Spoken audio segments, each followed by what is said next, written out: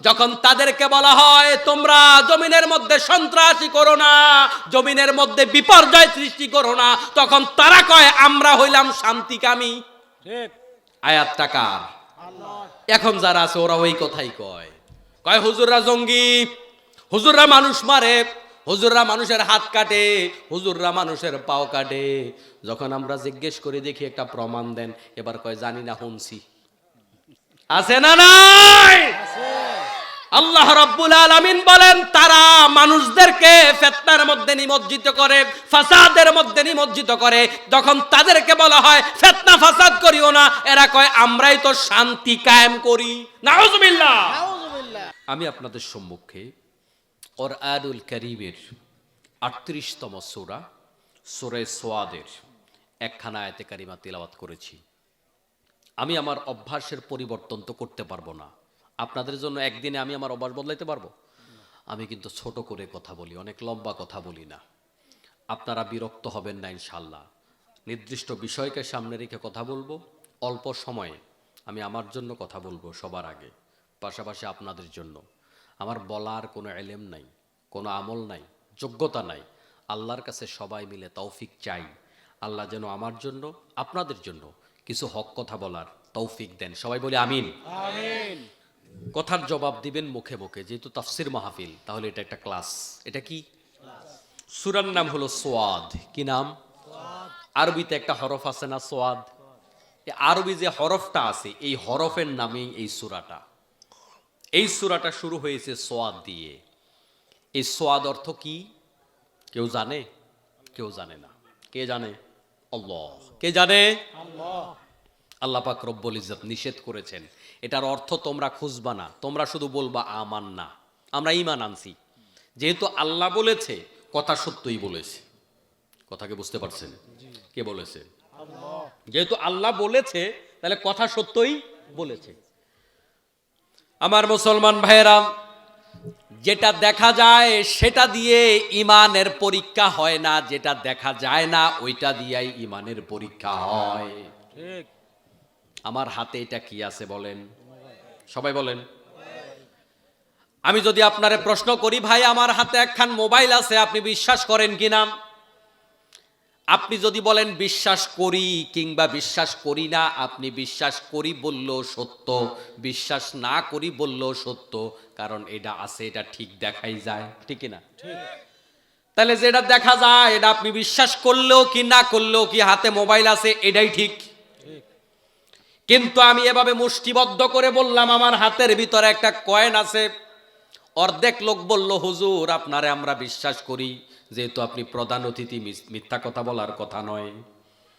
আর অর্ধেক লোক বলল আমরা যেহেতু দেখি না আমরা বিশ্বাস করি না, তাহলে যেটা দেখা যায় না ওইটার মধ্যেই বিশ্বাস আর অবিশ্বাস, যেটা দেখা যায় ওইটা বিশ্বাস অবিশ্বাসের কিচ্ছু নাই। ঠিক। কোরআনুল কারীমের আয়াতগুলো বিজ্ঞানসম্মত, এগুলার মধ্যে এখনো পর্যন্ত বিজ্ঞান কোনো ভুল প্রমাণ করতে পারে নাই। কোরআনুল কারীমের ভিতরে যে ইতিহাস আছে, ঐতিহাসিকগণ ওই ইতিহাসকে মিথ্যা প্রমাণ করতে পারে নাই। আল্লাহর নবীর যে লাখো লাখো হাদিস আছে, ওই হাদিসগুলাকে আজও পর্যন্ত বিজ্ঞান, ইতিহাস, দর্শন, কোন বিদ্যা এগুলাকে মিথ্যা এবং ভুল প্রমাণ করতে পারে নাই। তাহলে যেটা মিথ্যা প্রমাণ করা যায় না, যেটার দলিল আছে, যেটার প্রমাণ আছে, যেটার যুক্তি আছে, ওইটা আপনি বিশ্বাস করলো যা, বিশ্বাস না করলো তা। কারণ বিশ্বাস করলো কথা সত্য, বিশ্বাস না করলো কথা সত্য। কিন্তু আল্লাহ পাকের যেই কথার দলিল প্রমাণ আপনার কাছে নাই, কিন্তু আপনার বুঝেও আসে না, এর পরেও যদি আপনি বিশ্বাস করেন, আপনি হয়ে গেলেন প্রকৃত অর্থে মুমিন। তাহলে বোঝা গেল আল্লাহ রাব্বুল আলামিন কোরআনুল কারীমের মধ্যে যেই বুঝা না যাওয়া অক্ষরগুলা দিলেন, হরফগুলা দিলেন, শব্দগুলা দিলেন, এটাও যৌক্তিক, এটা অযৌক্তিক নয়। কেউ মনে করার কোনো কারণ নাই হুজুর বুঝা যায় না, আল্লাহ কেন দিল? আল্লাহ এই জন্য দিল। আপনার ঈমান টেস্ট করলো, ঈমান ছাড়া কোরআন বোঝা যায় না, ঈমান ছাড়া ইসলাম বোঝা যায় না, ঈমান ছাড়া ইসলামের মজা পাওয়া যায় না। কারণ ঈমান মানে বিশ্বাস, বিশ্বাস মানে হলো এই আমি আপনারটা বুঝি না তবে মাইনা নিলাম, এটার নাম বিশ্বাস। ঠিক। আপনি জায়গা কিনবেন, কাগজপত্র বোঝেন না, মূর্খ মানুষ।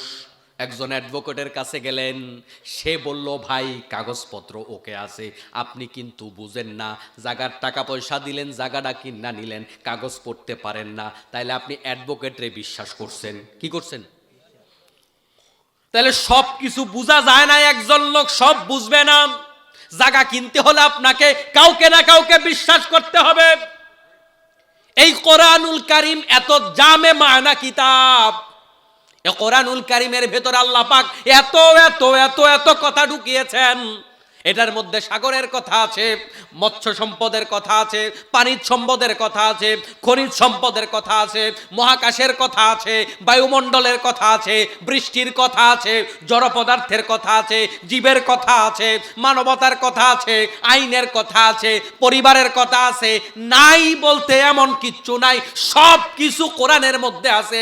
অথচ কোরআনুল কারীমটা কত ছোট্ট একটা বই, মাত্র 300টা পাতা। এই 300 পাতার ভিতরে আকাশ পাতালের এমন কোনো বিষয় নাই যেটা আল্লাহ পাক বলে নাই। তাহলে আল্লাহ রব্বুল আলামিন একেবারে সংক্ষেপে সংক্ষেপে সংক্ষেপে করে করে সবগুলা কথা এটার মধ্যে তুলে ধরেছেন।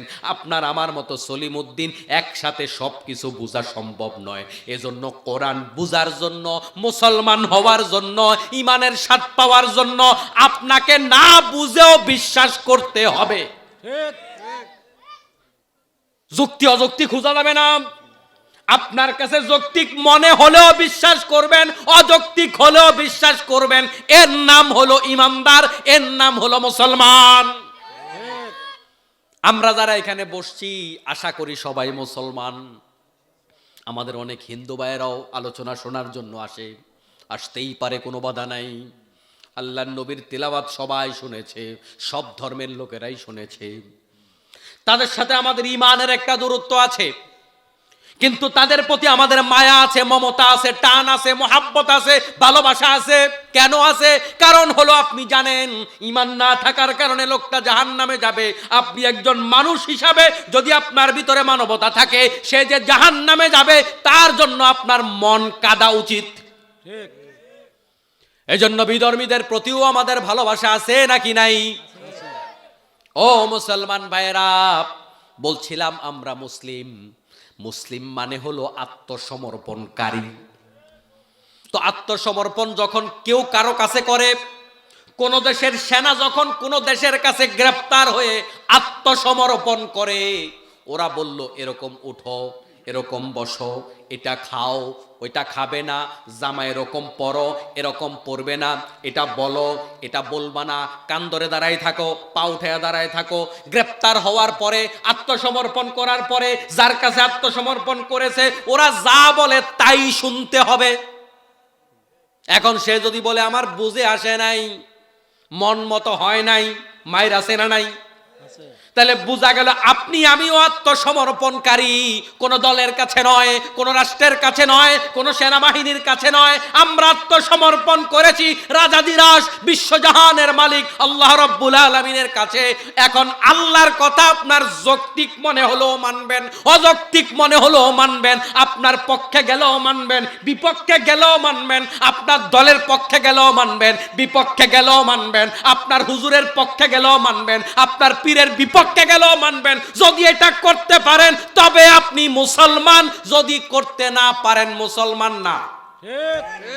কারণ আপনি আত্মসমর্পণকারী। আপনি বলছেন আনা মিনাল মুসলিমিন, আমরা মুসলমান। আপনারা যারা আছেন, আপনারা যে মুসলমান এটা স্বীকার করেন তো? করেননি সবাই? স্বীকার করেন না কে কে আছেন দেখি? সবাই স্বীকার করেন। তাইলে আত্মসমর্পণ করলাম কার কাছে? আল্লাহর কাছে আত্মসমর্পণ করলে চলতে হবে কার মতো? এবং ওই কথা যদি দেখেন হুজুর আল্লাহর কথা এটা তো আমার বাপের বিরুদ্ধে গেছে, তাইলে বাপের পক্ষে থাকবেন না আল্লাহর পক্ষে থাকবেন। যখন দেখেন যে আল্লাহর কথা এটা দলের বিরুদ্ধে গেছে, এখন দলের পক্ষে থাকবেন না আল্লাহর পক্ষে থাকবেন? আল্লাহর পক্ষে। এবার আসতে কইছি। যদি দেখেন যে ওয়াজ হুজুর পিসা হুজুরের বিরুদ্ধে গেছে, কিন্তু হুজুর দলিল দিয়া কইছে, কোরআন থেকে কইছে, এখন পীরের পক্ষে থাকবেন না আল্লাহর পক্ষে? আল্লাহর পক্ষে। তাহলে যারা মুসলমান দাবি করে তারা আল্লাহর পক্ষে থাকবে আর কারো পক্ষে নয়। কারণ আমরা আল্লাহর কাছে আত্মসমর্পণ করেছি, মানে হাত পাও বাঁধা আল্লাহর কাছে। আল্লাহর নবী সাল্লাল্লাহু আলাইহি ওয়াসাল্লাম খুব চমৎকার একটা উদাহরণ দিয়েছেন। মুমিনের উদাহরণ হলো নাকে রশি লাগানো ওটের মতো। কিসের মতো? আপনাদের এলাকার থেকে আমরা দেখি ঢাকা শহরে অনেকেই গরু নিয়ে যায়। আপনাদের সিরাজগঞ্জের এক লোকের সাথে আমার একটা মজার কাহিনী আছে। মনে হয় শাহজাদপুরের লোকটা বা উল্লাপাড়া এখানকার। আমার পাশে বিশাল বড় আশুলিয়া বাজার, আমি গরু কিনতে গেছি। জিজ্ঞেস করলাম গরু কত? হুজুর আপনি মামুন হোসেন হাবিবি না? আমি হ্যাঁ। তা আমারে চিনেন কেমনে? আমগো জলসা ওয়াজ করতে গেছিলেন। তো গরু কিনতে আসলাম। কত? হুজুর এই দাম। তা আমি আবার দরাদরি করে কিনতে পারি না, এটা আমার অভ্যাস নাই। কোনো অ্যাডভান্স লাগবে না, আপনার বাসা কই? আমি বাসায় পৌঁছাই দিতেছি। 2 বছর গরু কিনতে গিয়ে ওর কাছ থেকে গরু কিনলাম। আপনাদের এই এলাকার আশপাশে কোন গ্রামের জানি না আমি। তো মজার ব্যাপার হলো এই, বলছিলাম যাই হোক, মূল কথায় আমরা আসি। আমরা মুসলমান, এখন কথা বলতে হবে আল্লাহর কাছ থেকে, কথা শুনতে হবে আল্লাহর কাছ থেকে, এবং এই কথা শোনার ক্ষেত্রে কোনো ধরনের কারো দিকে নরম হওয়া যাবে না, নরম হবা একমাত্র আল্লাহর দিকে। ঠিক কিনা বলেন? রাজি আছেন তো ইনশাল্লাহ? আমাদের বাংলাদেশের মানুষের একটা রোগ আছে, আমার কথা কি বোঝা যায়? রোগটা হলো কি জানেননি? একটা মুড নিয়ে মাহফিলে আসে। কি মুড? সে একটা ধারণা নিয়ে আসে ওয়াজটা এই ভাজে হবে। যখন দেখে ওয়াজটা তার ভাজে হয় নাই, তখন মাইন্ড করে, না হুজুর কেমন কেমন জানি, হুজুরের দিকে ওয়াজ করছে। এখন ওয়াজ কি আপনার মন মতো হবে না আল্লাহর মতো হবে? আল্লাহর মতো। কার মতো হবে? তাহলে আল্লাহর মতোই ওয়াজ শুনতে হবে। আমি যেহেতু এখনো পরিপূর্ণ আল্লাহর হইতে পারি নাই, অতএব কিছু ব্যথা আমার লাগতে পারে। আমাদের রোগ আছে না নাই? আমার সামনে বেনামাজি আছে নাকি নাই? আছে। 2-4 জন বেরোজগারি থাকার সম্ভাবনাও আছে কিনা? বিড়ি খাওয়া লোক থাকার সম্ভাবনা একেবারে নাই। আছে। বেপরদায় থাকার লোক এখানে থাকার সম্ভাবনা আছে না নাই? আছে।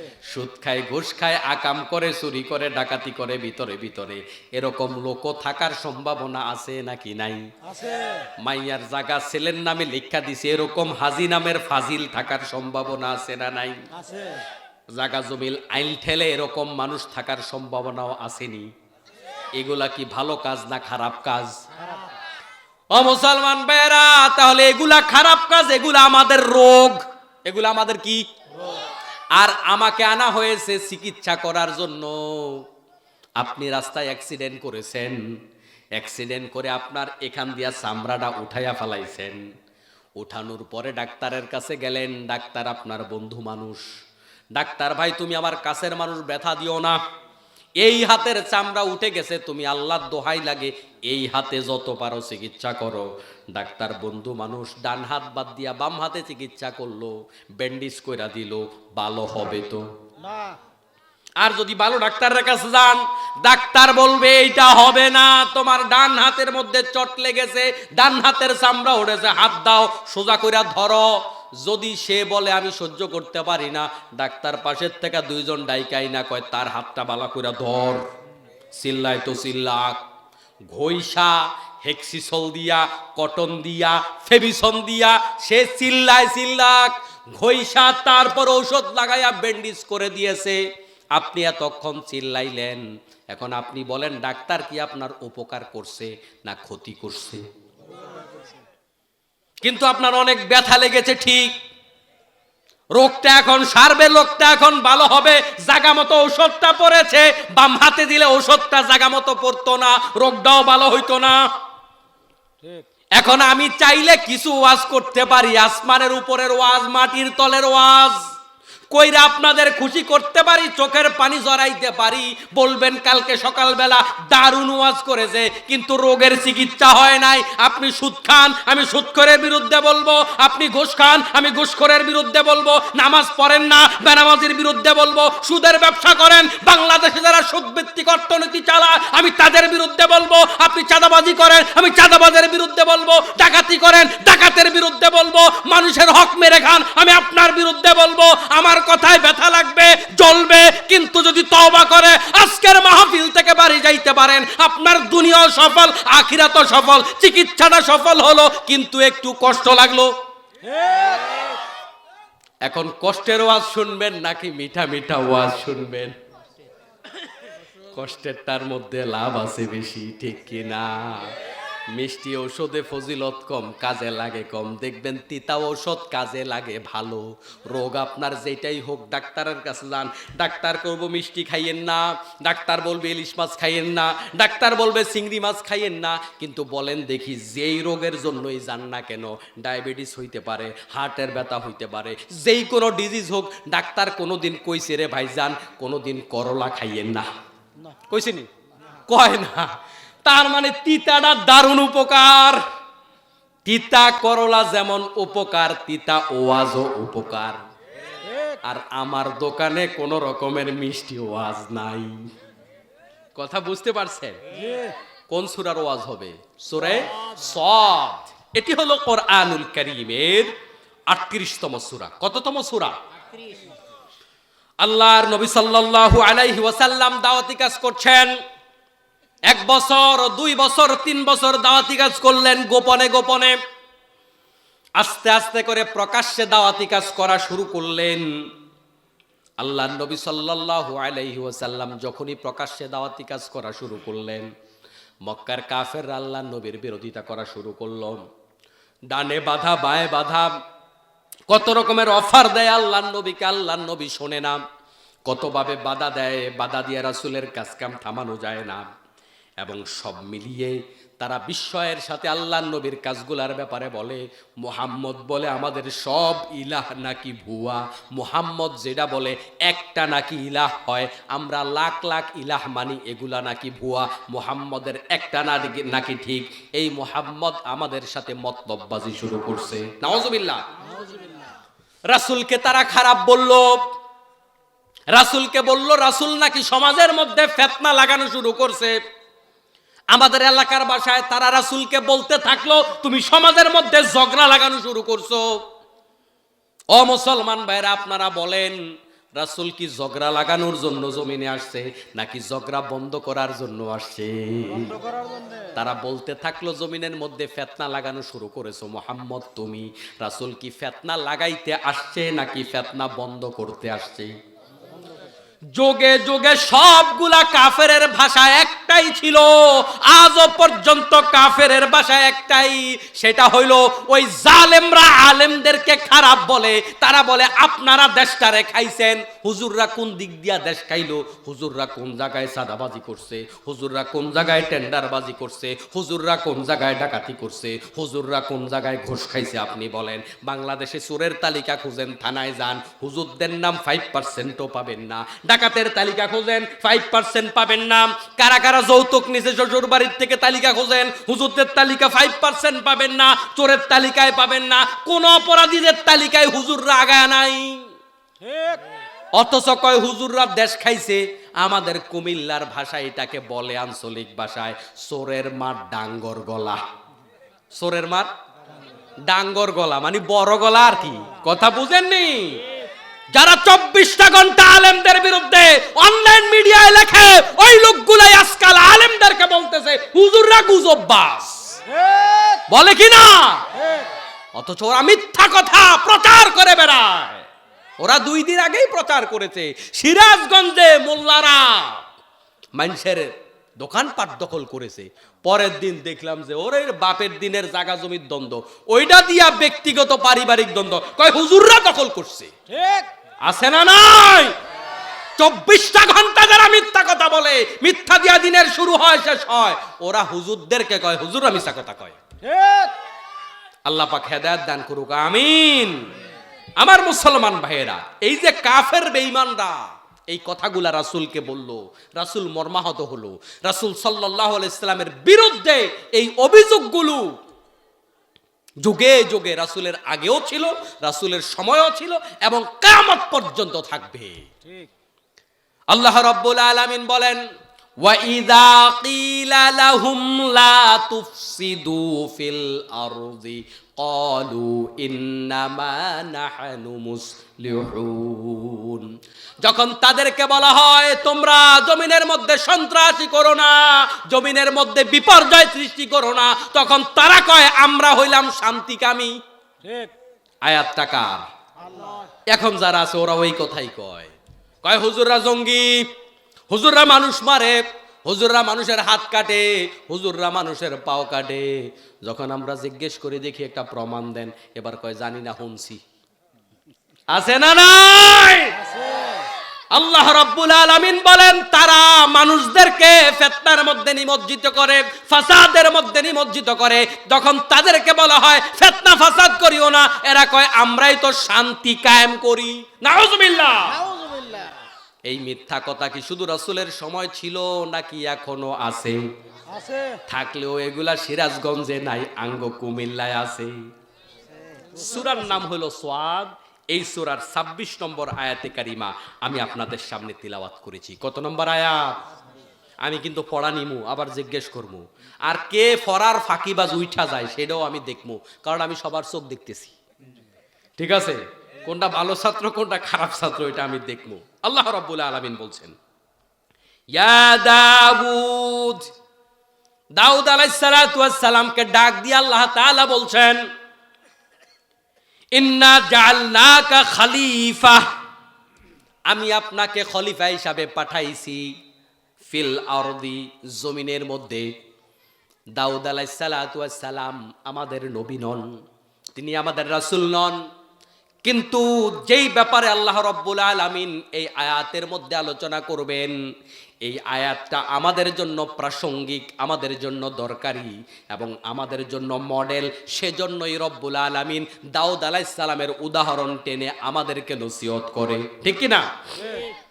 ও দাউদ আলাইহিস সালাম, তোমাকে জমিনের খলিফা বানাইছি। দাউদ আলাইহিস সালামকে আল্লাহ রাব্বুল আলামিন যেই খলিফার কথা বললেন, সেই কথাটা আবার সূরা বাকারার মধ্যে আল্লাহ রাব্বুল আলামিন বললেন, ওয়া ইয ক্বালা রাব্বুকা লিল মালাইকাতি ইন্নী জাইলুন ফিল আরদি খলিফা। যখন আল্লাহ রাব্বুল আলামিন ফেরেশতাদেরকে ডেকে বললেন, ইন্নী জাইলুন ফিল আরদি খলিফা, ও ফেরেশতারা, আমি তোমাদের কাছে একটা বিষয় উপস্থাপন করতে চাই, জমিনের মধ্যে আমি খলিফা পাঠাবো। কি পাঠাবো? খলিফা কাকে বলে? যে কাপড় কাইটা জামা কাপড় বানায় তারে খলিফা বলে। ও মুসলমান ভাইয়েরা, খলিফা কাকে বলে আমাদের জানা দরকার। দাউদ আলাইহিস সালামকে আল্লাহ বললেন, ও দাউদ, তোমাকে আমি জমিনে পাঠাইলাম আমার খলিফা বানাইলাম। আবার এই আয়াতের মধ্যে আল্লাহ তাআলা ফেরেশতাদের সাথে একটা ডায়ালগ হয়েছিল, একটা কনভারসেশন হয়েছিল, একটা কনফারেন্স হয়েছিল। তাদেরকে ডেকে বললেন, আমি এইটা করতে চাই, আমি জমিনের মধ্যে আমার খলিফা পাঠাতে চাই। কালু, ওই ফেরেশতারা আল্লাহ পাকের প্রস্তাবনার পরে জবাব দিল, আতাজআলু ফিহা মান ইউফসিদু ফিহা ওয়া ইয়াসফিকুদ দিমা। ও রব্বুল আলামিন, তুমি কি জমিনের মধ্যে এমন কোন গোষ্ঠী পাঠাইতে চাও যারা ওখানে গিয়া মারামারি করবে, কাটাকাটি করবে এবং নিজেরা নিজেদের লোকদেরকে খুন করবে, নিজের দলের লোক নিজেরা খুন করবে? এরকম গোষ্ঠী কি তুমি জমিনের মধ্যে পাঠাইতে চাও?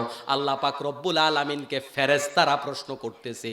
ফেরেশতারা যে প্রশ্ন করলো, ফেরেশতাদের সাথে কি আমাদের দ্বন্দ্ব টন্দ্ব আছে নাকি? তো ফেরেশতারা আমাদের ব্যাপারে এরকম খারাপ ধারণা কেন করলো? আসলে আমাদের ব্যাপারে খারাপ ধারণা নয়, পিছনের হাল যেদিকে যায় সামনের হালও সেদিকে যায়। এটা মনে হয় মুরব্বীরা বুঝবো। মুরব্বীরা বুঝছেন নাকি বলছি? হ্যাঁ, এ ফলাফান বুঝবে না, এরা ট্রাক্টর দেখছে, এরা হাল দেখে নাই। যখন বড় কোনো জমিতে চাষাবাদ হইতো, 3-4টা হাল একসাথে লাগাইতো গরুর, তো আগেরটা যেদিকে যায় পেছনের গুলাও সেদিকে যায়। আগে যে আল্লাহ পাক জিন জাতিরে পাঠাইছে, ওরা এখানে মারামারি করছে, কাটাকাটি করছে, ওই অভিজ্ঞতার থেকে ফেরেশতারা বলতেছে, আল্লাহ আগে যে পাঠাইছিলা ওরা যে মারামারি করছে, এখন কি ওই মারামারি গ্রুপ আবার পাঠাইবা নাকি? আল্লাহ রাব্বুল আলামিনকে প্রশ্ন করলেন, আর পাশাপাশি বললেন, ওয়া নাহনু নুসাব্বিহু বিহামদিকা ওয়া নুকদ্দিসু লাক। আমার আলোচনার মূল পয়েন্টটা এই জায়গায়, খুব মনোযোগের সাথে শোনেন।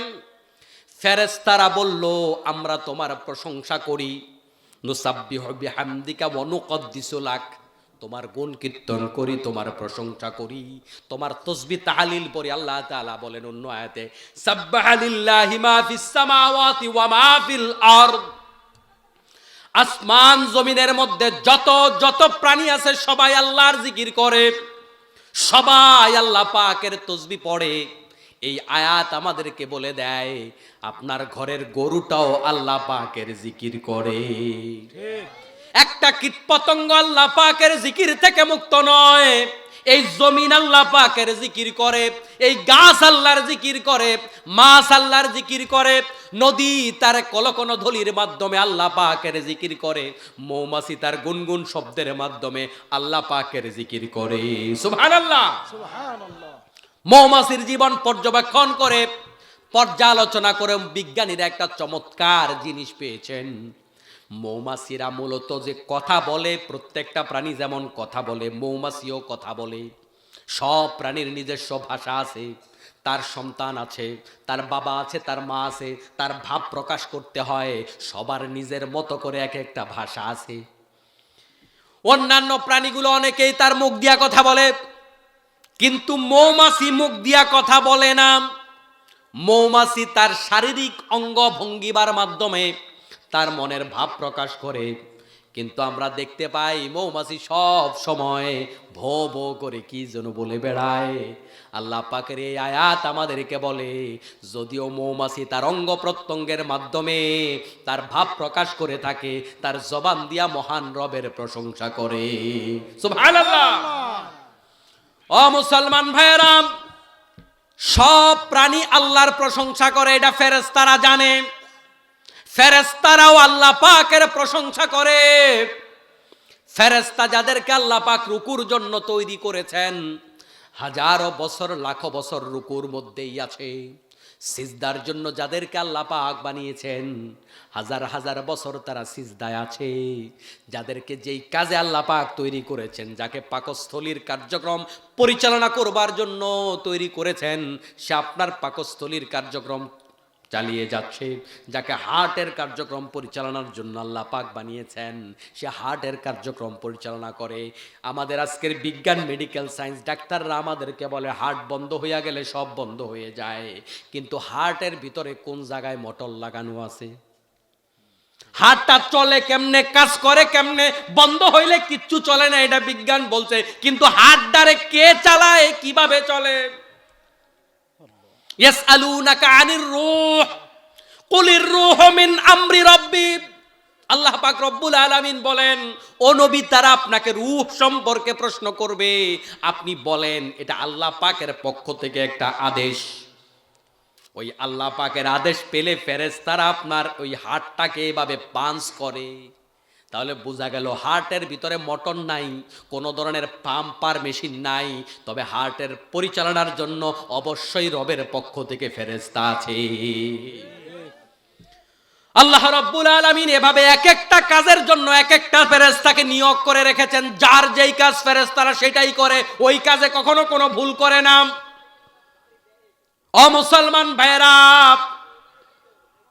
আমরা যখন কারো সাথে কোনো কথাবার্তা বলি, কখনো কখনো এমন হয়, আমি যখন তাকে না চিনি, আমি খোঁজ দিছি আব্দুল করিমকে, আমি তাকে জিজ্ঞেস করলাম, ভাই আব্দুল করিমকে চিনো কি না? তখন সে বলল, ভাই আমিও তো আব্দুল করিম। এরকম অনেক সময় ঘটনা ঘটে নাকি ঘটে না? আবার এমনও হয় আব্দুল করিম যখন সে বলছে বাবার নাম কি, কয় সলিমউদ্দিন, কয় না আমি তো কলিমউদ্দিনের ছেলেরে খুঁজছি। তাইলে তুমি না? বাবার নাম না মিলার কারণে আমি তাকে নাকচ করে দিলাম। ফেরেশতারা ধারণা করেছিল আমরা যেই কাজ করি আল্লাহ মনে হয় ওই কাজ করার জন্যই মানুষ বানাবে। ঠান্ডা মাথায় কথাটা শোনেন।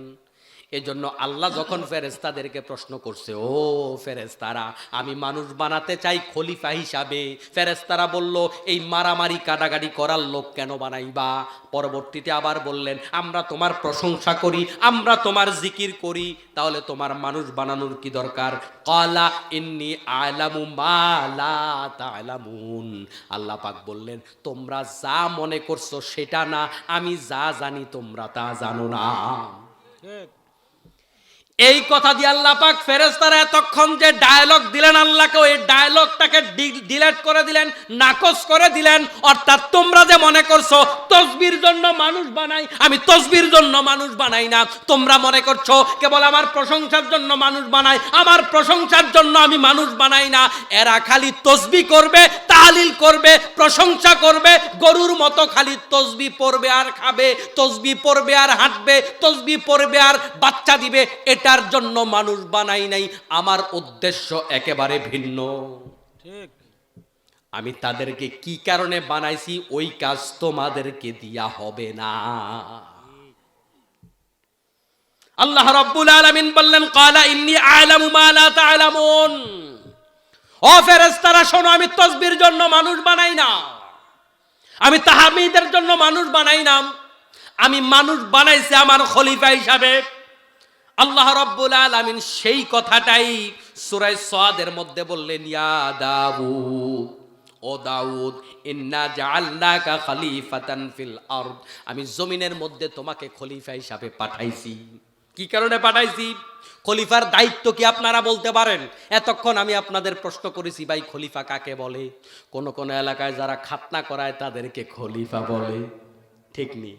বাংলাদেশে যারা জামা কাপড় বানায় তাদেরকেও খলিফা বলে। এখন আপনাদেরও প্রশ্ন, ফেরেশতারা বলছে তসবি তাহলিল করব, আল্লাহ কয় তোমাদের উত্তর সঠিক হয় নাই, আমি তসবি তাহলিল করনেওয়ালা বানাবো না, খলিফা বানাবো। এখন খলিফা কারে কয় ওইটার জবাব আল্লাহ রাব্বুল আলামিন এই আয়াতের মধ্যে দিচ্ছেন। কি জবাব? ও দাউদ, তোমাকে জমিনে খলিফা বানায়া পাঠাইলাম, ফাহকুম বাইনান নাস বিল হক। খলিফার দায়িত্ব হলো তাদের মধ্যে বিচার ফয়সালা করা, বিল হক, সত্যের সাথে বিচার ফয়সালা করবে, এটা হলো খলিফার দায়িত্ব।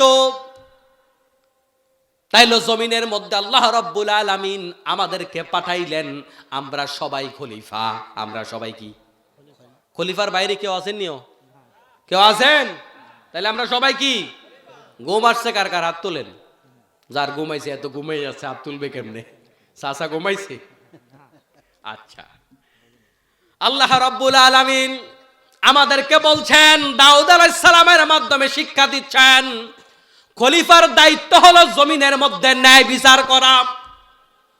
আয়াত যদি সমাজের সাথে না মিলে বুঝতে হবে আপনি আয়াত বুঝেন নাই। আল্লাহ রাব্বুল আলামিন যতগুলা কথা কোরআনুল কারীমের মধ্যে বলেছেন, প্রত্যেকটা কথা আপনার আমার জীবনের সাথে, পরিবারের সাথে, সমাজের সাথে, রাষ্ট্রের সাথে 100% মিলে যাবে, ঠিক কিনা? আল্লাহ তাআলা বলছেন, বান্দারে জমিনের মধ্যে ন্যায় বিচার করবা, এটার জন্য তোমারে পাঠাইছি। ও দাউদ, জমিনের মধ্যে ন্যায় বিচার করো। আমাদের সমাজের ভিতরে ম্যাক্সিমাম মানুষ এমন, তারা মনে করে হুজুর জান্নাতের ওয়াজ করব, হুজুর জাহান্নামের ওয়াজ করব, হুজুর কবরের ওয়াজ করব, হুজুর মিজানের ওয়াজ করব, হুজুর ফুলসিরাতের ওয়াজ করব। হুজুর কেন এই কথা বলে? ট্রাইব্যুনালের বিচার সঠিক হয় নাই, ন্যায় বিচার করতে হবে, এই ওয়াজ হুজুর মসজিদে করে কেন? প্রশ্ন আসেনি? প্রশ্ন আসেনি? আল্লাহ রাব্বুল আলামিন বলতেছে, ও দাউদ শোনো, তোমার মিজানের ওয়াজ করার জন্য, ফুলসিরাতের ওয়াজ করার জন্য, মানুষকে কাঁদাবার জন্য এই মাহফিলে এগুলা বলে বলে মানুষকে কেবলমাত্র উৎসাহ উদ্দীপনা দেওয়ার জন্য তোমাকে এই জমিনে পাঠানো হয় নাই। তোমাকে জমিনে পাঠানো হয়েছে জমিনের প্রত্যেকটা ইঞ্চিতে ন্যায় বিচার আছে কিনা ওটা পরীক্ষা করার জন্য, ন্যায় বিচার কায়েম করার জন্য। নামাজ পড়া ইবাদত কিনা বলেন তো? কথা কয় না।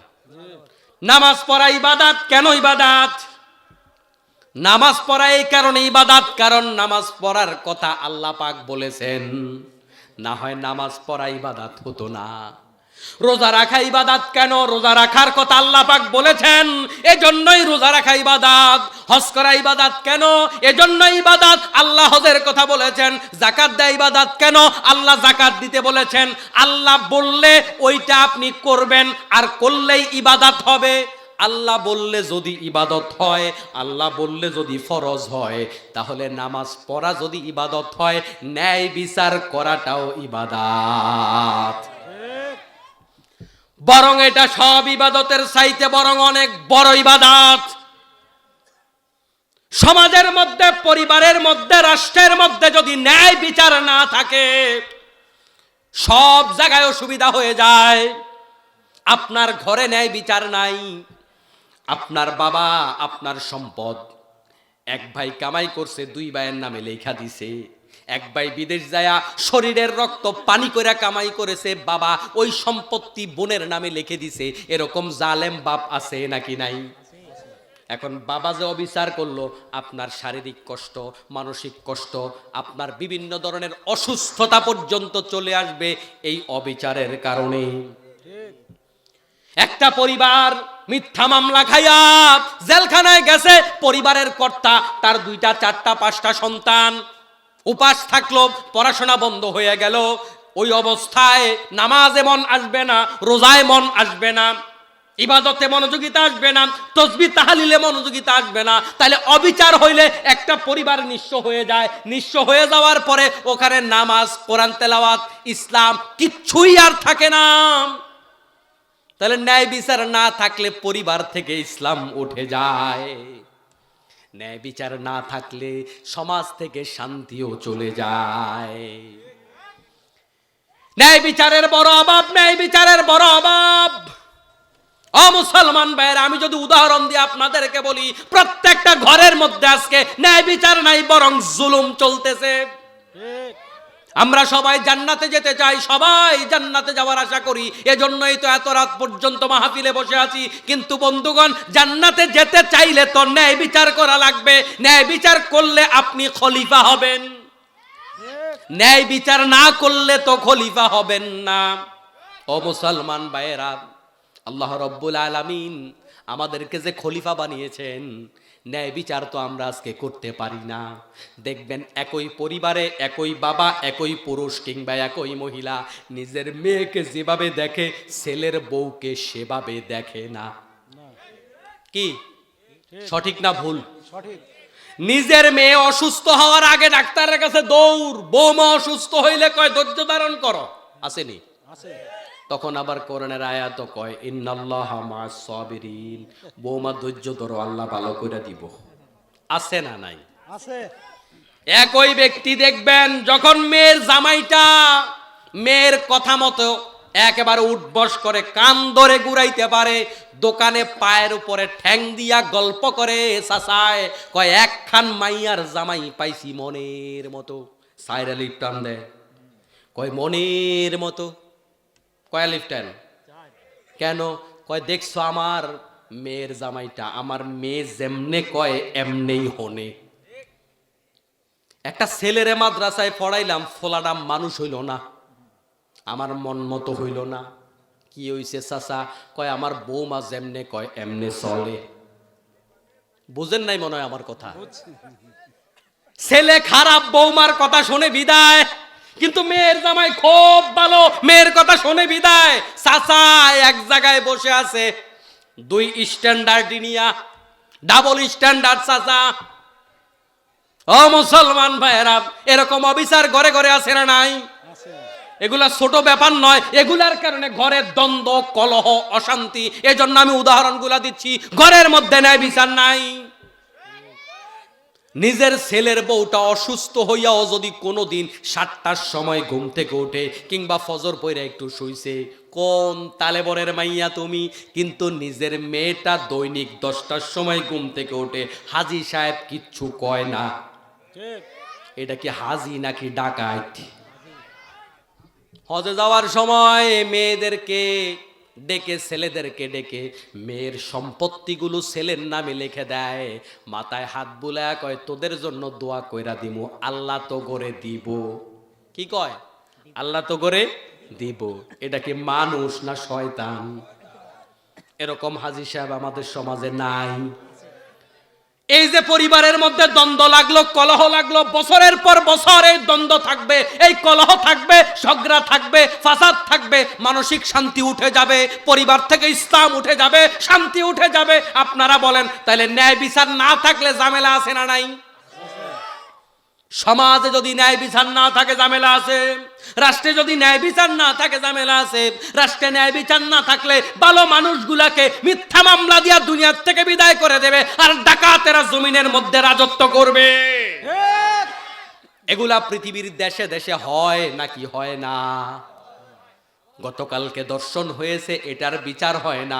50 বছর আগে দর্শন হয়েছে, ওইটার বিচার হয়। কয় আমি 3 কিলোমিটার থেকে দেখছি, 3 কিলোমিটার দূর থেকে দেখছি হুজুরে দর্শন করছে। কয় কিলোমিটার দূর? 3 কিলোমিটার দূর থেকে দেখছে হাতে হুজুরে দর্শন করছে, কিন্তু গতকাল দর্শন হয়েছে, ওইটার বিচার করে না। দেখলেও বিচার হয় না, শুনলেও বিচার হয়। এটার নাম বাংলাদেশ।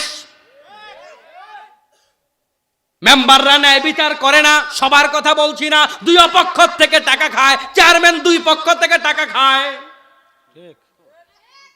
এমপিরাও অবিচার করে, কারণ এমপির নমিনেশন যার থেকে নিছে, ওই নমিনেশন দাতা দুইজনের থেকে 5 কোটি 5 কোটি 10 কোটি খাইছে। এরপরে যে 1 কোটি বাড়ায়া দিছে, নমিনেশন তারে দিছে। ওই জায়গাতেও ন্যায় বিচার নাই, তাইলে ওই এমপির কাছে ন্যায় বিচার আপনি পাইবেন না কেমনে? এখন বিচার যেই বেডা আদালতে বৈশা করে, তার কাছেও ন্যায় বিচার নাই, কারণ ওই বেডা আল্লাহর কোরআন দিয়া বিচার করে না। আল্লাহর নবী সাল্লাল্লাহু আলাইহি ওয়াসাল্লাম বলেন, মান ক্বালা বিহি সাদাকা, যে কোরআন দিয়া কথা বলে সে সত্যবাদী। ঠিক এই কথাটার বিপরীতে আরেকটা জিনিস বোঝা যায়, যারা কোরআন ছাড়া ওয়াজ করে এরা মিথ্যাবাদী। ওমান হাকামা বিহি আদালা, যে ব্যক্তি কোরআন দিয়ে বিচার করে এরা ন্যায় বিচারক। এর দ্বারা বোঝা যায় কোরআন ছাড়া যারা বিচার করে সবগুলা জালেম। ঠিক। আমাদের সমাজে কোরআনের বিচার আছে? আরো আসতে কোন মাইর খেলে আমি খামু, কোন না জোরে? নাই। আমাদের সমাজে কোরআনের বিচার নাই। আমাদের রাসূল বলে, যে ব্যক্তি কোরআন ছাড়া বিচার করলো সেটা ন্যায় বিচার হতে পারে না, ন্যায় বিচার হতে পারে না, ন্যায় বিচার হতে পারে না। রাসূলের কথাটা কি সত্য না মিছা? সত্য। তাহলে আমাদের সমাজে কোরআন ছাড়া যত বিচার এই 54 বছরে হয়েছে, আমার রাসূলের ভাষায় এগুলো একটাও ন্যায় বিচার নয়, এগুলা বিচারের নামে তামাশা। কে বলবে হক কথা? হক কথা বলবার মতো হুজুরও নাই, কারণ হুজুররে আপনি সুযোগ দেন না। আপনি হুজুরের স্লিপ দিয়া রাখছেন, আপনার কথা মতো ইমাম সাহেব ওয়াজ করা লাগে, নাইলে হুজুরের চাকরি নাই। ঠিক। ন্যায় বিচার এই জায়গাতেও নাই। মসজিদ দ্বারে মামুর বাড়ি বানায় রাখছে। আল্লাহ রাব্বুল আলামিন মসজিদের দায়িত্বশীল কারা হবে, সভাপতি কে হবে, সেক্রেটারি কে হবে, এটাও তো কোরআনুল কারীমের মধ্যে বলে দিয়েছেন।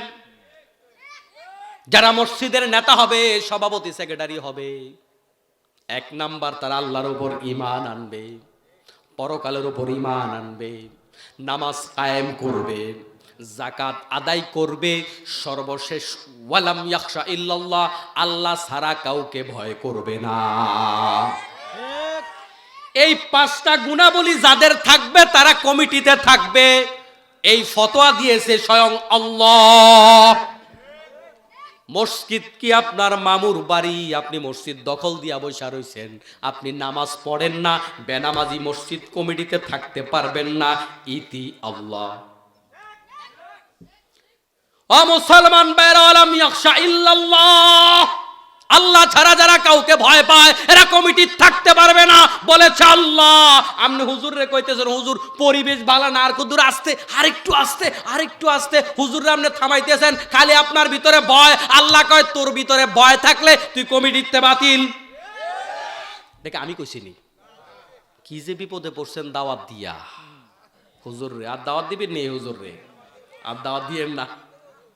ও মুসলমান ভাইরা, ওই মসজিদটাতেও ন্যায় বিচার নাই। মসজিদটাকে আমার অফিস বানায় লইছি, মন মতো আমরা মসজিদ চালাই। তাহলে পরিবারে ন্যায় বিচার নাই, সমাজে ন্যায় বিচার নাই, রাষ্ট্রে ন্যায় বিচার নাই।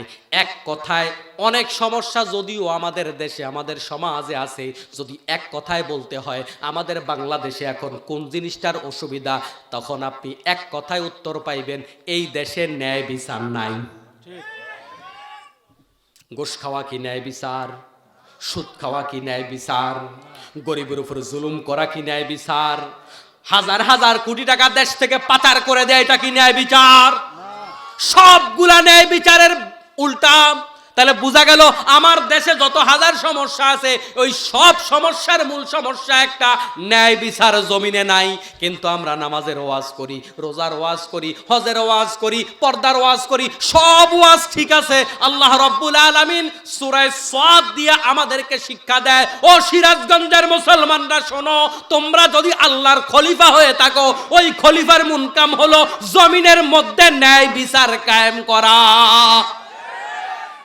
ওইটা করতে পারলে, ওই চেষ্টা করলে আমরা আল্লাহর খলিফা, ওই চেষ্টা না করলে আল্লাহর খলিফা না। এখন বলেন দেখি, আমাদের আল্লাহর খলিফা হওয়ার দরকার আছে নাকি নাই? খলিফা না হইলে জান্নাত কি পাওয়া যাইব?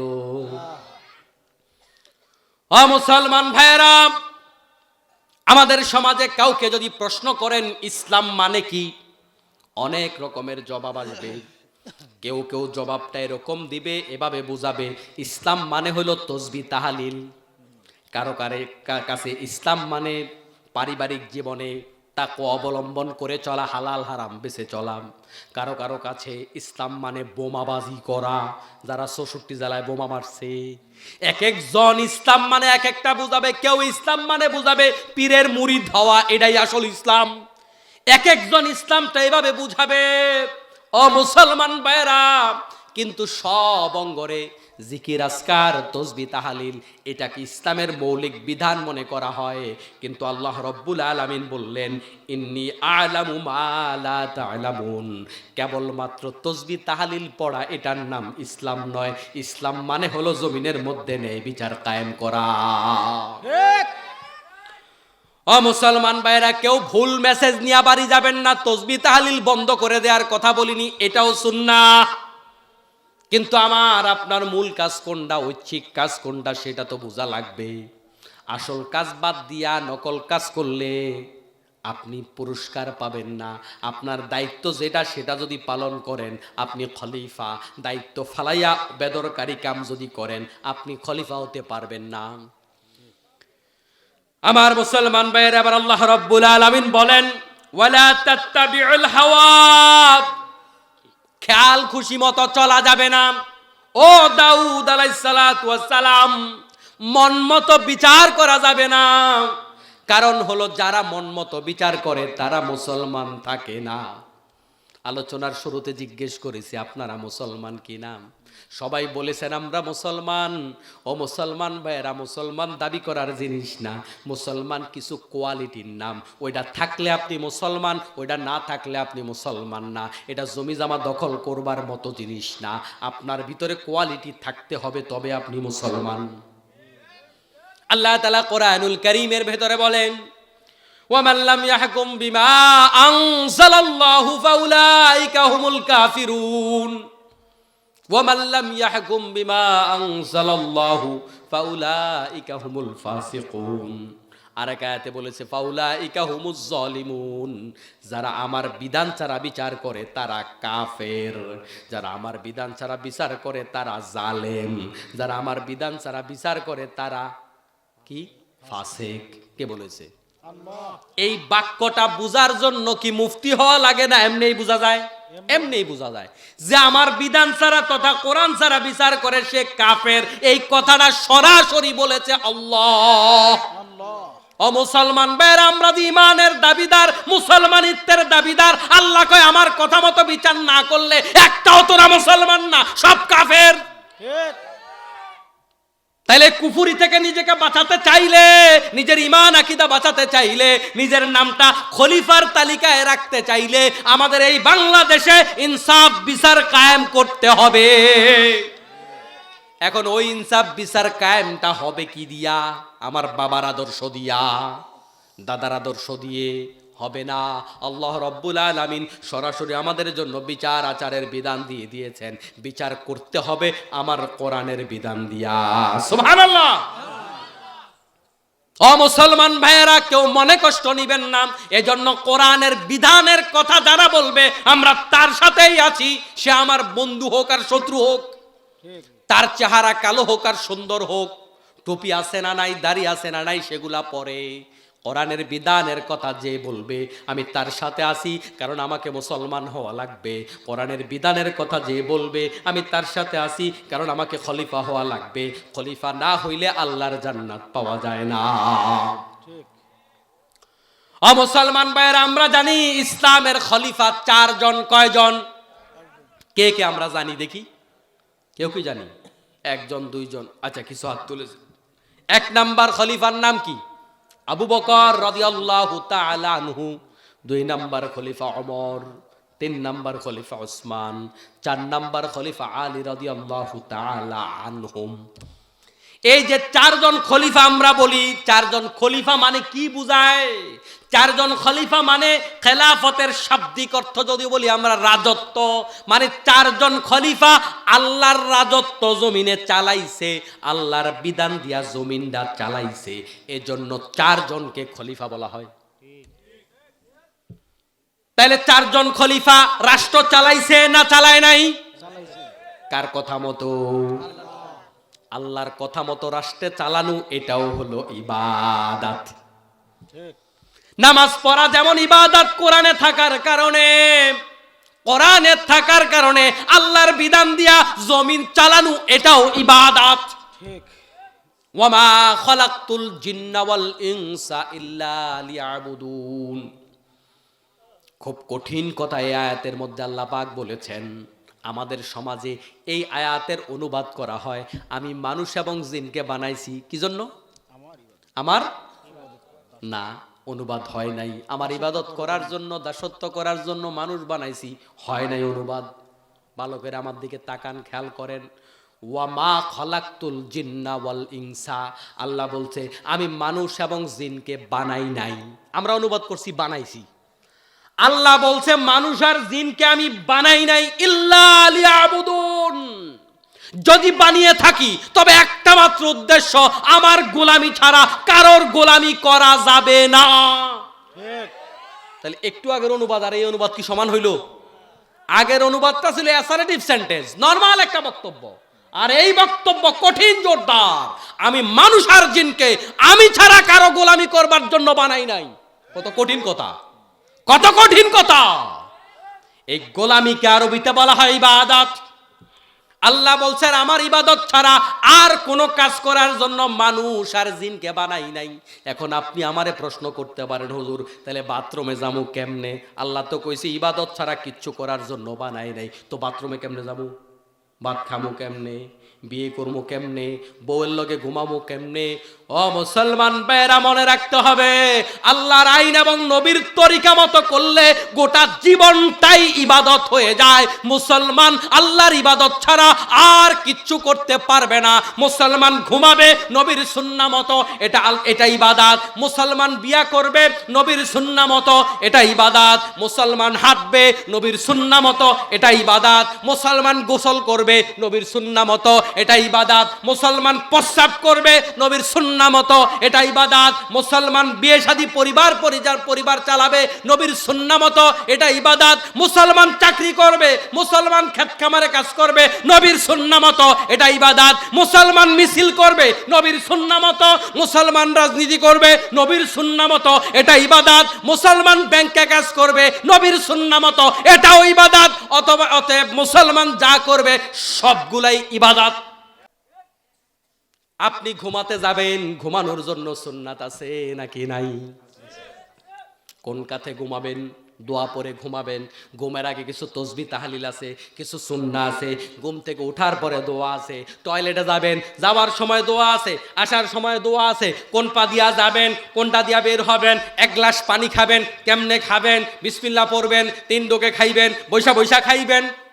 কত কত সুন্নাহ আছে। চুল কাটবেন, দাড়ি কাটবেন, রাসূলের চুলগুলা যেমনি ছিল এমনি চুল কাটেন, দাড়ি কাটবেন। রাসূলের দাড়িগুলা কেমনে সাজিয়ে রাখছে এমনি দাড়ি কাটেন। মোছ কাটবেন, রাসূলের গোফগুলা কেমনে কাটছিল এমনে কাটবেন। জামা গায়ে দিবেন, রাসূলের জামাটা কেমন ছিল। আপনি বিবির সাথে প্রেমালাপ করবেন, রাসূল তার স্ত্রীর সাথে কেমন প্রেমালাপ করছিল। আপনি বিবির সাথে দুষ্টামি করবেন, একটু খেলাধুলা করবেন, রাসূল বিবির সাথে কেমনে খেলাধুলা করছে। সব আছে না নাই? তাহলে ইবাদত নাই কোনটা? টয়লেটে যাইবেন, এটাও ইবাদত। তাহলে আমরা যত কাজ করব আল্লাহ পাক বলেন বান্দারে আমার ইবাদত ছাড়া আর কিচ্ছু করতে পারবি না, গোটা জীবন আমার ইবাদতই করা লাগবে। এখন আমরা জানতে চাই কেমনে ইবাদত করা লাগবে। নবীর সুন্নাহ মতো করলে সবগুলাই ইবাদত হয়ে যায়। আপনি যদি মনে করেন আমি এমন এমন দল করি যেই দল করলে আকাম কুকাম করা লাগে, ওইটা তো আর ইবাদত থাকে না, তাহলে আজই ছেড়ে দেন, ইবাদত ছাড়া কিচ্ছু করা যাবে না। বলবেন হুজুর এরকম ফেরেশতা তো বাংলাদেশে নাই, না থাকলে আপনি আরেকটা ইসলামী দল আজকে বানান। কিন্তু ইবাদতের বাহিরে কিচ্ছু করা যাবে না, আমরা করব শুধু আল্লাহর ইবাদত, ঠিক কিনা? মুসলমান ভাইয়ের, আল্লাহ রাব্বুল আলামিন আমাদেরকে গোলামি করবার জন্য বানিয়েছেন। এই গোলামি করবার জন্য কোনো সময় নাই, গোলামি করবার জন্য কোনো টাইম টেবিল নাই, গোলামি করবার জন্য এরিয়া নাই। আপনি থাকবেন যেখানে আল্লাহর গোলামি করবেন সেখানে, আপনি যাবেন যেখানে আল্লাহর গোলামি করবেন সেখানে। এজন্য মুসলমানের জবানকে আল্লাহর নবী বলেছেন তার জিকির দিয়া ভিজায় রাখতে। মুসলমান সব সময় তার জবানকে আল্লাহ পাকের জিকির দিয়া ভিজায় রাখে, অর্থাৎ এটা কেবল মুখে মুখে জিকির নয়, মুসলমান সব সময় মনে রাখে আল্লাহকে। চুরি করার সময়, ডাকাতি করার সময়, আইল ঠেলার সময়, অপরাজনীতি করার সময়, মানুষ খুন করার সময়, যেই কোনো পাপের কাজ করার সময় মুসলমান মনে রাখবে আল্লাহকে, যে আমি সব কাজ করতে পারবো না, কারণ আল্লাহ রাব্বুল আলামিন আমাকে দেখতেছে, ঠিক কিনা? ও মুসলমান ভাইরা, এবার আল্লাহ রাব্বুল আলামিন বলেন ফায়ুদিল্লাকা আন সাবিলিল্লাহি ইন্নাল্লাযীনা ইয়াযিল্লুনা আন সাবিলিল্লাহি লাহুম আযাবুন শাদীদ বিমা নাসু ইয়াউমাল হিসাব। আল্লাহ রাব্বুল আলামিন বলেন কারণ তা তোমাদেরকে বিপদগ্রস্ত করে দেবে যদি আল্লাহর বিধান দিয়া বিচার না করো। এটা তোমার জন্য পথভ্রষ্টতা, এটা তোমাকে পথভ্রষ্ট করে ছাড়বে। যারা আল্লাহর পথ থেকে বিপদগ্রস্ত হয়ে যায়, অর্থাৎ আল্লাহর বিধান দিয়া যারা বিচার করে না, তারা পথভ্রষ্ট হয়ে যায়। আর এরকম পথভ্রষ্ট যদি হয়ে যায়, আল্লাহ বলে তাদের জন্য রয়েছে যন্ত্রণাদায়ক আযাব, কঠোর শাস্তি তাদের জন্য রয়েছে। ও মুসলমান ভাইয়েরা, ইসলামের ক্লিয়ার কনসেপ্ট আমাদের কাছে নাই। আমরা জানি নামাজ না পড়লে আল্লাহ পিটাবে, আল্লাহ শাস্তি দিবে। আমরা হারাম খাইলে আল্লাহ পিটাবে, বেপরদা থাকলে আল্লাহ পিটাবে, আমরা অন্যায় করলে, অপরাধ করলে আল্লাহ পিটাবে। কিন্তু আল্লাহর বিধান দিয়া বিচার না করলে আল্লাহ যে পিটাবে, এটা আমরা অনেকে জানি না। এই আয়াতের মধ্যে, সূরা সদের মধ্যে আল্লাহ রাব্বুল আলামিন বলেন যারা আমার বিধান দিয়া বিচার করবে না, তাদের জন্য রয়েছে কঠিন থেকে কঠিনতম শাস্তি, কারণ তারা আমার বিচার দিবসকে ভুলে গেছে। যারা পরকালকে বিশ্বাস করে, তারা কখনো আল্লাহর বিধান ছাড়া বিচার করতে পারে না, ঠিক কিনা? ও মুসলমান ভাইয়েরা, আমার আলোচনা ইতি টানতে চাই। এখানে আমরা সব সময় একটা দোয়া করি, রব্বানা আতিনা ফিদ দুনিয়া হাসানাতাও ওয়া ফিল আখিরাতি হাসানা ওয়া কিনা আযাবান নার। আল্লাহ আমাদেরকে দুনিয়ার কল্যাণ দাও, আমাদেরকে আখিরাতের কল্যাণ দাও। এই দোয়া আমরা সবাই করি না? করি না? ইমাম সাহেব করলে আমরা কই আমিন। এখানে দুইটা কল্যাণ আল্লাহর কাছে আমরা চেয়েছি, এক নাম্বার দুনিয়ার কল্যাণ, আর এক নাম্বার আখিরাতের কল্যাণ। কারণ আল্লাহ জানে দুনিয়ার কল্যাণ না হইলে আখিরাতের কল্যাণও হয় না। দুনিয়াতে বিপদে থাকলে মানুষ শিরিক করবে, অভাবে থাকলে মানুষ কুফরিতে লিপ্ত হয়ে যায়, পেটের খিদায় মানুষ গুনাহে লিপ্ত হয়ে যায়। এ বাংলাদেশে কত ক্ষুধার্তরা নিজের ঈমান বিক্রি করে দিয়ে খ্রিস্টান হয়ে গেছে। এই বাংলাদেশে কত ক্ষুধার্তরা নিজের ধর্মকে ছেড়ে দিয়েছে ক্ষুধার কারণে, অভাবের কারণে। এজন্য সমাজের মধ্যে ন্যায় বিচার কায়েম করতে পারলে মানুষের অভাব দূর করা যাবে, এদের ঈমানও রক্ষা করা যাবে। এজন্যই আল্লাহ আগে পরকালের দোয়া শিখায় নাই, দুনিয়ার দোয়া শিখাইছে। বান্দা আমার কাছে দোয়া কর, আল্লাহ আগে দুনিয়াতে আমার শান্তিতে রাখো। দুনিয়াতে শান্তি না হইলে পরকালও শান্তি হয় না। শান্তি না থাকলে নামাজে তো মনও আসে না। আপনি খুব টেনশনে আছেন, বলেন তো দেখি নামাজে মনোযোগিতা আসে না। তাইলে নামাজটা যদি মন দিয়া পড়তে হয়, দুনিয়াতে শান্তিতে থাকা দরকার আছে, মানসিক প্রশান্তির দরকার আছে, অভাব মুক্ত হওয়ার দরকার আছে, পেট সমস্যার সমাধান করার দরকার আছে, ঠিক কি না? এজন্য দুনিয়ার কল্যাণ চাও। ওই দুনিয়ার কল্যাণের কথা আমাদের অনেক আলেমরাই বলে না। দুনিয়ার কল্যাণ আমাদের আল্লাহর কাছে চাইতে হবে। দুনিয়া যার কল্যাণময় হয়, আখিরাতটাও তার সুন্দর হওয়া সহজ হয়ে যায়। এই দুনিয়াটা কল্যাণময় করবার জন্য আমরা কেবল নিজে চেষ্টা করলে হবে না, আমাদের সমাজটাকেও ভালো বানাতে হবে। কারণ আমরা সামাজিক জীব, আমরা বন জঙ্গলে বসবাস করি না।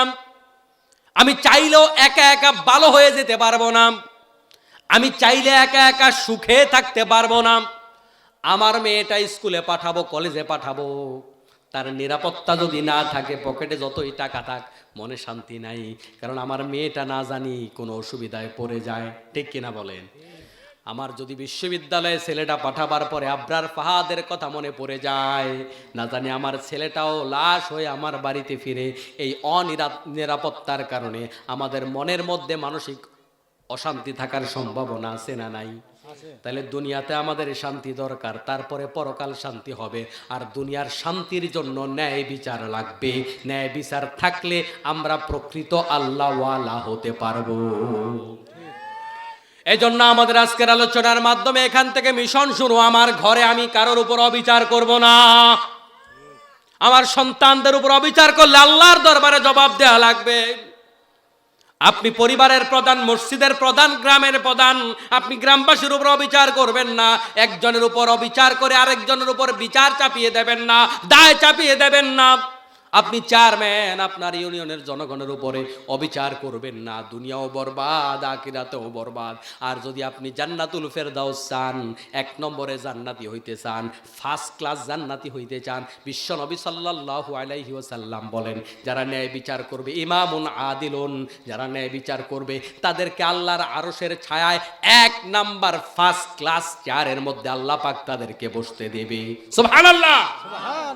আমি একটা বিষয়কে সামনে রেখে কথা বলেছি, খেলাফতের দায়িত্ব কি, খলিফার দায়িত্ব কি?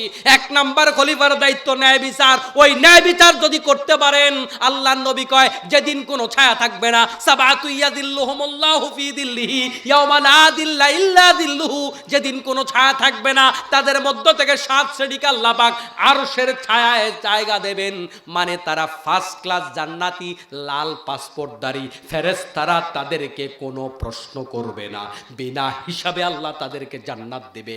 ওই লাল পাসপোর্টধারীদের মধ্যে এক নাম্বার হবে যারা ন্যায় বিচার করেছে। অথচ এই বাঙালি ন্যায় বিচার করা কি ইবাদত মনেই করে না। তাহলে পরিবারে ন্যায় বিচার করব, সমাজে ন্যায় বিচার করব, রাষ্ট্রে ন্যায় বিচার কায়েম করার জন্য আমাদেরকে যার যার জায়গা থেকে চেষ্টা করতে হবে। রাজি আছেন? তাইলে যত ডাকাত আছে তাদেরকে নেতা বানাইবেন, ন্যায় বিচার কায়েম করে দিব।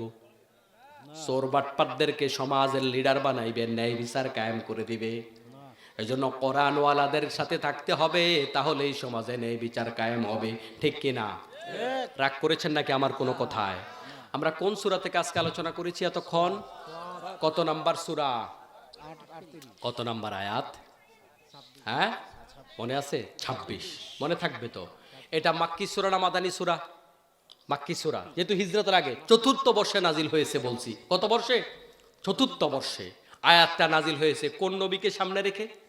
দাউদ আলাইহিস সালাম। দাউদ আলাইহিস সালাম আল্লাহর কি ছিলেন? খলিফা। খলিফা হওয়ার পরে দায়িত্ব, মূল দায়িত্ব কি? জমিনে ন্যায় বিচার কায়েম করা। পড়া মুখস্থ হয়ে গেছে না? আলহামদুলিল্লাহ। আসুন আমরা ফজরের নামাজ পড়তে হবে।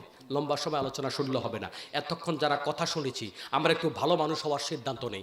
আজ থেকে নামাজ ছেড়ে দেব না। পারবেন? আর একটু আস্তে করো। পারবেন? ভাই আপনারা কার কার মোটামুটি 1 বছর ভিসার মেয়াদ আছে? হুজুর 1 বছর আগে মারা যামু না, কে কে আছেন দেখি?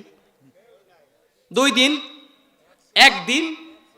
তাইলে কি নামাজি আগামী রোজায় হইলেও চলবো, নাকি নির্বাচনের পরে হইলেও চলবো, নাকি এখনই হওয়া দরকার? নামাজ ছাড়বো না। আল্লাহকে সাক্ষী রেখে আমরা একটু ভালো মানুষ হওয়ার শপথ নেই। কারা কারা পারবেন? দুহাত তুলে আল্লাহকে দেখান।